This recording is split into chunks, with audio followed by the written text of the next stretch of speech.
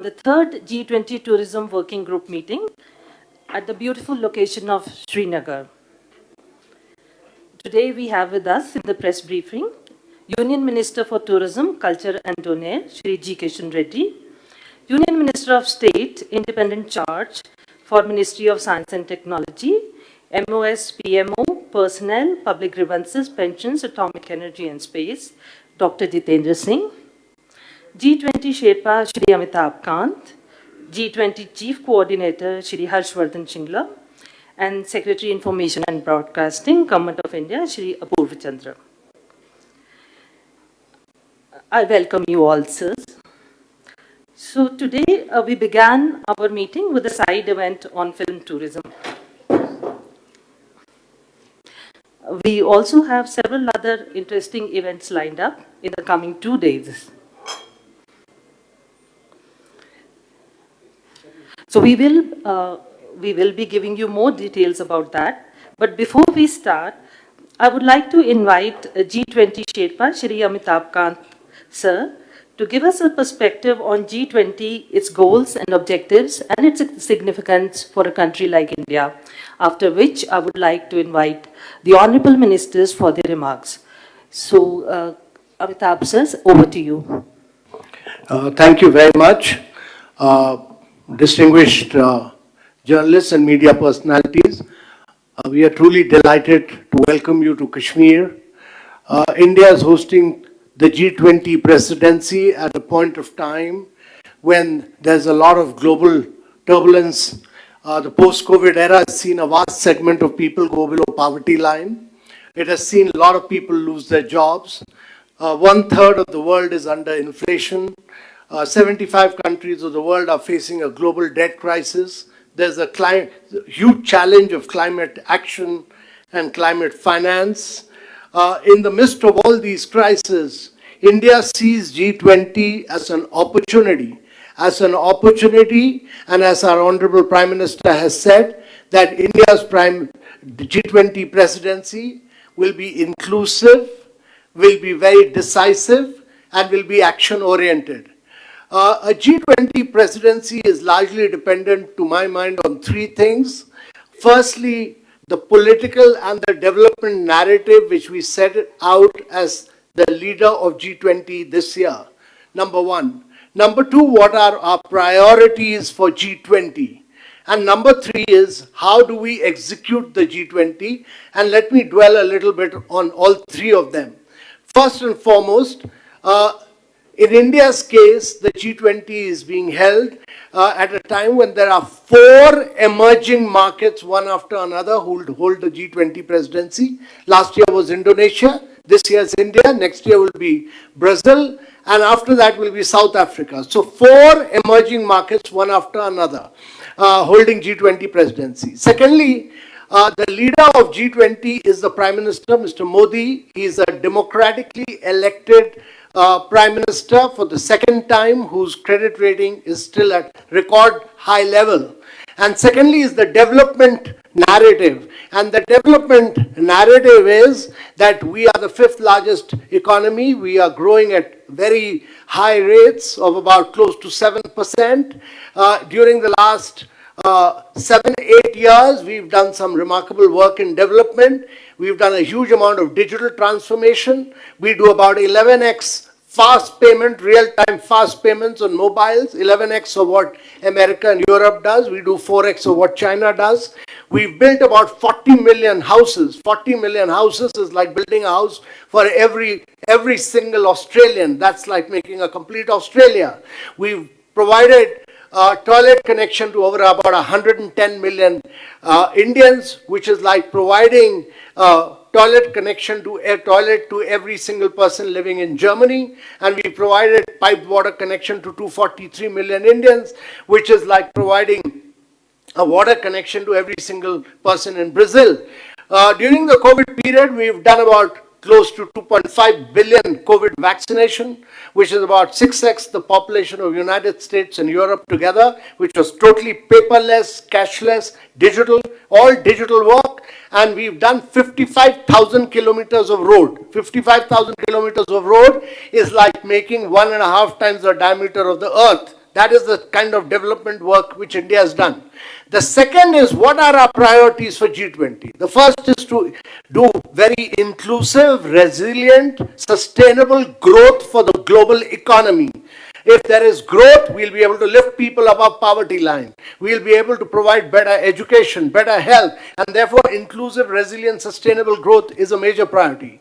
The second is that the sustainable development goals have been impacted because of COVID, and therefore we need to accelerate the pace of sustainable development goals which were to be achieved by 2030. Instead of moving forward, we have regressed, and therefore we'll accelerate the pace of that. And thirdly, our priority is climate action and climate finance. And simply because the earth may survive, we as human beings will go extinct, and therefore our focus will be on climate action and also the flow of resources which have to happen from the developed part of the world and from multilateral institutions. And fourthly, because resources have to flow in, many of the multilateral financing institutions which were made in the post-World War II Bretton Woods period have outlived their utility, and therefore you need to transform multilateral financial institutions and ensure that resources flow to emerging markets. Also, our priority is digital transformation and digital public infrastructure, which is very important. And lastly, the Prime Minister's priority of women-led development. Because 50% of the world is women, how do you provide better education, better health, better nutrition, and put them into leadership positions? So those are our key priorities. And let me dwell on our presidency, how we are executing it.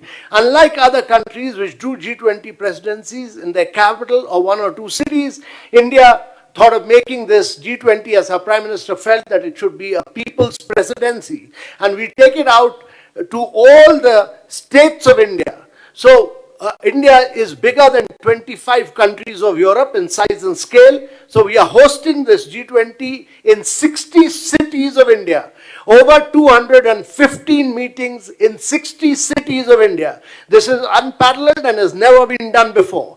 And let me tell you, ladies and gentlemen, that we've done almost about 115 meetings of G20 already, and we've had a very good response from the people of India. We've had a very good response from all the G20 countries and the invitee countries and all the international organizations. So the meeting which is being held in Kashmir is very, very important for us because we believe in peace, we believe in progress, we believe in prosperity. We also believe that tourism is a major driver of growth and that it is a very major driver of job creation.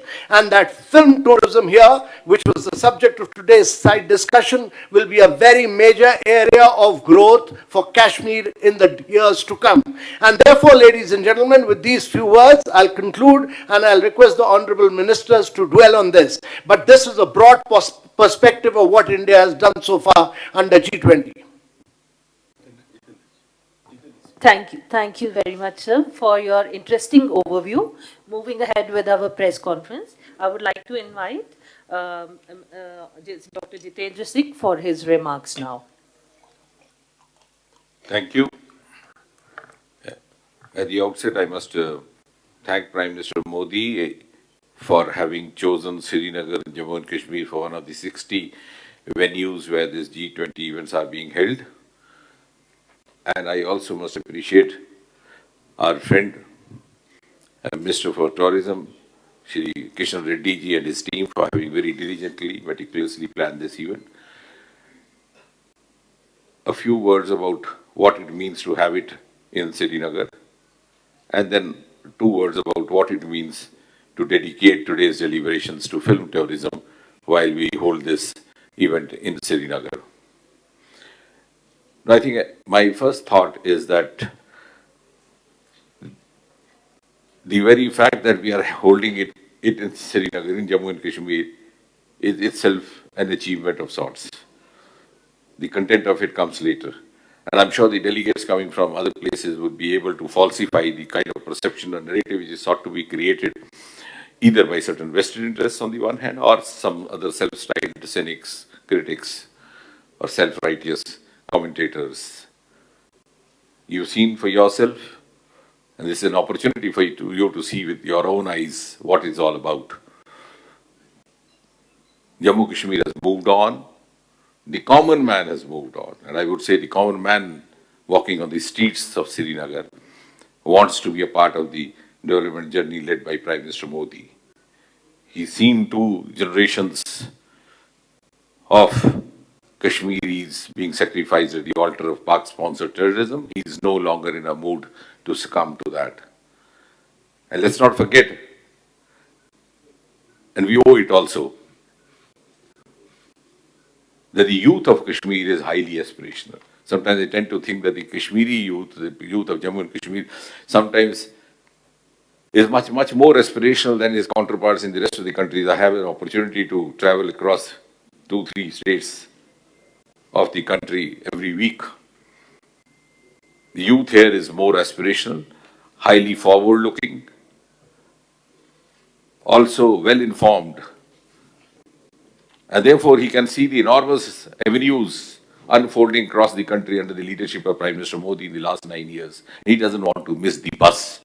Amitabh was just now referring to, we are now startup number 3 in the world. It's not a small achievement. We just had about 300 startups when we started in 2014. Today we are close to 1 lakh. We have crossed 97,000. We are 115 unicorns, out of which almost 60 unicorns have a founder or co-founder as a woman. In Global Innovation Index, we were standing at 81. We have jumped 41 steps up. We are now 40. And I think more than any youth anywhere else, it is the youth in Jammu and Kashmir who is awakened to this fact. We are now a part of a global journey and he doesn't wish to miss it. I think it's very evident before all of you. I, like many of you, have been a frequent visitor here, have been part of this soil. Whenever there was an event like this or a leader coming from Delhi, you had a hartal call being made from Islamabad and shops being shut down in Lal Chowk or in Sirur. You don't have that kind of a scenario today. That itself speaks of the transformation that has happened. And the G20 event, let's not forget, is being carried out in the same format as it is being carried out in the other 60 locations.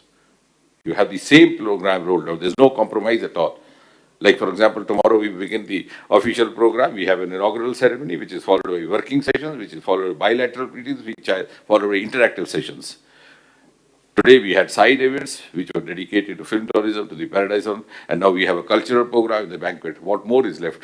This absolutely, because I've been part of the G20 events, even other places, as a part of the anti-corruption working group in Gurugram, etc. The very fact that it is happening in the same format and the same scale over here as elsewhere itself speaks of the mainstream activity happening in Jammu and Kashmir. And therefore, I think it's in the interest of all of us, and maybe in the interest of the integrity of profession and integrity of the tasks assigned to us, that all of us who are attending this meeting will go back home and tell our natives what it is actually like. We are a part of the global world. If we have to move on, if we have to grow, our challenges are global, our concerns are global. It's none less than Prime Minister. You saw the film now, he gave us the mantra life. Life means life for environment. Is the Prime Minister who spoke in COP20 about climate concerns. We are also committed to net zero targets by 2070. So we have awakened up under Prime Minister Modi to accept the global challenges, to live up to the global benchmarks, and our growth has to be global. And Jammu Kashmir is very much a part of that. It's ready to move on to that. So that is one message. Second, as far as the film tourism being discussed over here this afternoon and across the evening, I think there could be no other better place across the world. When this panel discussion was going on, thankfully I was not part of the panel, but my stomach was aching to tell those panelists over there that today what is most important evolution in the film industry across the world is the universalization of films. Universalization of films has happened within India and then it's happening globally. For example, till 1950s, till 1960s, we had only 3 film industries mainly in India. That was Calcutta, Bombay, and Madras. Madras Tamil industry was known more for family dramas, AVM, L.V. Prasad, Gemini. Bombay was known for romantic. Calcutta was known for classics, Tagore, Sarat Chandra. Then Kerala came up as experimental filmmaking. And then, of course, the Kannada and Telugu. Today, there are universal themes happening across India. And since we are part of the global world, our lifestyles have become globally similar. We are so well connected, so well informed about each other. The themes are also global. The stories which are being produced today in India are actually not very much different from what you see in the Bollywood or in the Hollywood. It's no longer that here you have a heroine crying through the film and then, becoming a martyr. It's the same as it is in the Western movies. So that universalization of films is something which we need to showcase, and we need to tell the world that look here we are presenting to you a cost-effective location. Whether you are from Hollywood, whether you are from Bollywood, whether you are from Tollywood, you are from Collywood. Within a radius of 10 kilometers, you have plateaus, you have meadows, you have snow peaks, you have tulips, and you can just stay in one single hotel and shoot the entire film in themselves. I'm not talking in very philosophical terms as somebody or say, I'm not trying to draw on the sentimentality of Kashmir. I'm talking like a hardcore professional. Any hardcore financier of films will find it win-win situation here. And we have had a heritage. I was amazed in the room when I said who was the first. I said the first film star recorded in the history of India was from Jammu and Kashmir. People went back up to Rajesh Khanna, but didn't they go that far? It was Kundarlal Sehgal, who was no. So we have a win-win relationship with the film industry. And now, of course, there's been a trade of it. And I'm sure the message will go that, look here, Kashmir is not only ready to be part of the global journey led by Prime Minister Modi at a time when the other heads of state are also looking up to Prime Minister Modi to take his cues, but Kashmir is also going to be the most profitable, most cost-effective, and most economically viable film destination in its totality and in its finality. In a press conference, I'm told you don't have to deliver a lecture. Thank you very much for bearing with me. Thank you, sir, for your remarks and for highlighting the boundless potential which Kashmir holds for the film industry. Now, sir, I invite Union Minister for Tourism, Shri G-20 Reddy, to share his views. Friends, Government of India, Ministry of Tourism, closely working with all the ministries in a whole of government approach. Not only Government of India Ministry, we are also working with all the state governments in India. Every ministry, they are taking some responsibility for tourism encouragement and develop infrastructure activity to encourage foreign tourists and domestic tourists. And also, Government of India committed to working with all the G-20 countries, invited countries, and all international organizations to promote sustainable tourism and sustainable practice. Friends, just now Jitendra Singh ji told, after Corona, in India, there is a tremendous response for domestic tourism, especially spiritual tourism. And also, if we take Srinagar city, in March 2022, Srinagar airport, monthly average 90 flights per day. 90 flights per day from Srinagar. The tourist flights, maximum tourist flights are operated. In Leh, 2020 there is 74 flights. Increased October 2022, round about 160 flights. 74 to 160 flights today we are running to Leh. And also Srinagar weekly gone up to 532 flights in the end of last year. In this year, we are expecting double tourists from foreign also, and in all states we hope because Government of India, our idea is without private investments we cannot become a world tourist destination.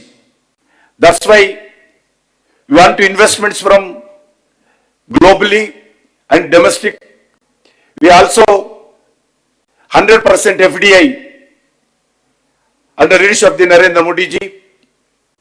We are encouraging and including northeast states, hill area states, we are requesting the hospitality sector, our stakeholders, to come along with the state government and the Government of India ministries for establishment of the infrastructure to the tourists. I hope this meeting, G20 third working group meeting in Srinagar, in future,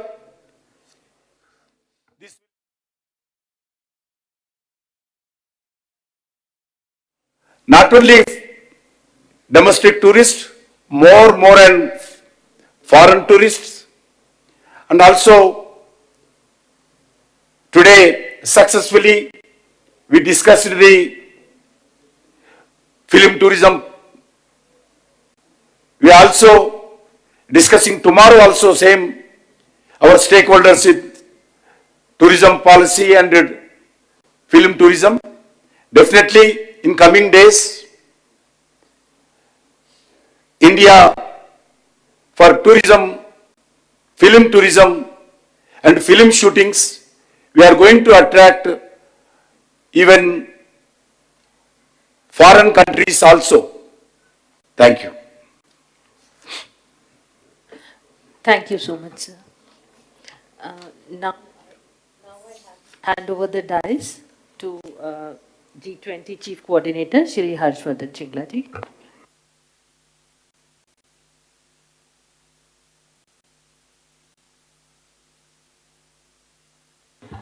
I think the Honorable Ministers and G20 Sherpa has already given us a very extensive overview of both the G20 meeting on tourism as well as our larger national priorities, including the substantive priorities. I just say a few words on the organizational aspects of the G20 and in particular the meeting in Srinagar that is taking place now. As you know, we have hosted some 118 meetings in 46 different cities and locations in our country so far. Each meeting has involved a fair amount of organizational and logistical challenges. Each of them has required a lot of advanced planning and preparedness, and a lot of this is done. The Honorable Minister had spoken about a whole of government approach and teamwork. A lot of this has involved teamwork not only among the central government and the concerned ministry, but also the state concerned and the union territory involved. And I think the meeting in Srinagar is really an illustration of very meticulous advanced planning. A number of visits in advance by the Ministry of Tourism, Secretary of Tourism, Shri Arvind Singh, myself have come here 2 occasions. Other colleagues of ours have also visited. We've had extensive meetings as well as personally visited a lot of the areas that have been involved. And I must say that in the last few months, I mean, since the time we came here last, the changes have been quite dramatic, quite significant. As you know, Srinagar is also implementing a smart city program, and under the smart city program, we've seen some transformational urban changes. If you drive along the riverfront, the Jhelum riverfront, you'll see a tremendous change in terms of the pedestrian walkway.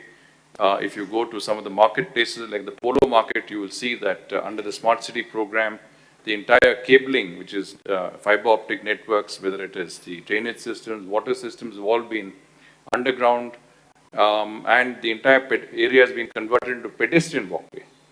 And that, I think, will give many of the visitors, especially tourists who are coming from outside the state, an opportunity to witness the best of Srinagar, but also to be able to shop and to be able to look at some of the exquisite handicrafts and craftsmanship of Jammu and Kashmir in person. So from that perspective, I think as you go around the city, you will see some fairly substantial changes and very, very extensive preparation for the G20. And we've always felt that it's important for any G20 meeting in any part of our country to not only prepare for the meeting, but also to make the changes that will make those cities better environments with better amenities, better facilities. And G20 meetings take place with the minimum amount of inconvenience. And that's been the effort all through, including in Srinagar. And a very quick word on also one aspect of the vision of the Prime Minister to take G20 to the grassroots levels. As you heard, we have hosted meetings in 46 locations, but we intend to host it in every state and union territory of India, so 60 different locations. The whole idea is not to have the G20 just in the capital, but to take it across to different parts of our country. So everyone, every citizen in the country becomes a stakeholder, participant in the G20 process.